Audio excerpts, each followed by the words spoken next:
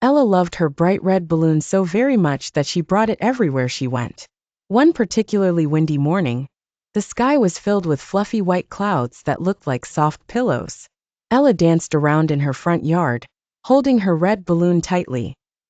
But suddenly, a big gust of wind blew, and it swept her beloved balloon right out of her little hand. "Oh no, my balloon!" Ella cried out, watching in disbelief as it floated high above the trees and disappeared into the sky. Ella wiped her tears and looked around. She decided that she would go on an adventure to find it. With a determined nod, she set off down the path that led from her house toward the forest. As Ella wandered through the woods, she soon met Max the clever squirrel, who was busily gathering acorns. "Max, have you seen my red balloon?" asked Ella, her voice hopeful.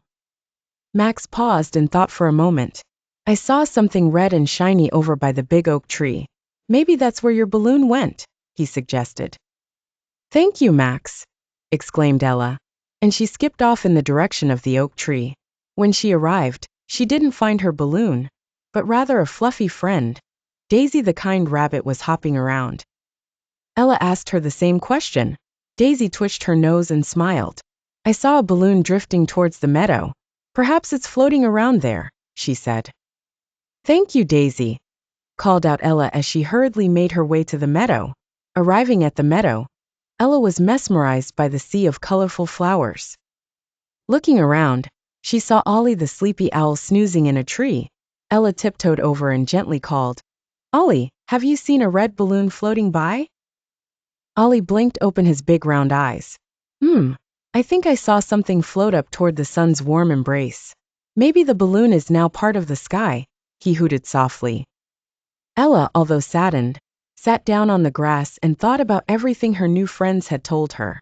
She realized something important. Maybe balloons, like her bright red one, could travel far and wide, just as she likes to explore. Ella looked around and took a deep breath. There was Max, nibbling on an acorn. Over there was Daisy, happily hopping between the flowers, and Ollie, nodding off again in his sunny perch. Though Ella had lost her balloon, she'd found so much more. She'd made wonderful new friends who each had shown her kindness. With a heart full of warmth and a big smile, Ella joined her new friends. They all laughed and played together under the bright, cheerful sky. And as the sun set, painting everything in shades of pink and orange, Ella knew she would never forget the day she learned that losing something could sometimes mean finding something even better.